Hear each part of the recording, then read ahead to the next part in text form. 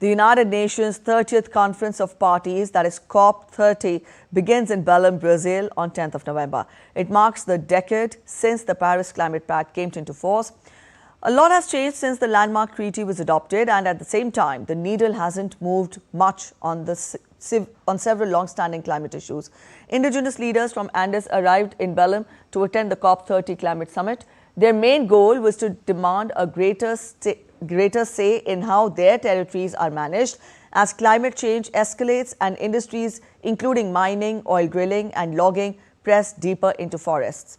A report last week by Earth Insight and the Global Alliance of Territorial Communities said that in the one-third of the Amazon rainforest occupied by indigenous or local communities, about 17% of those spaces now faced encroachment by oil and gas drilling, mining and logging concessions.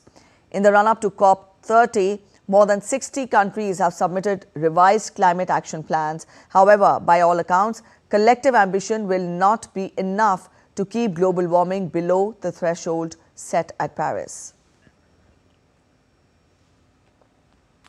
The United Nations says millions of refugees are stuck in a vicious cycle of conflict and climate extremes. The UN is urging the COP30 climate summit to provide financing for the most vulnerable communities. The UN High Commissioner for Refugees says that within 15 years, places currently hosting nearly half of the world's refugees could face extreme climate shocks. By mid-2025, 117 million people had been displaced by war, violence and persecution, and 3 in 4 are living in countries with high to extreme climate risks.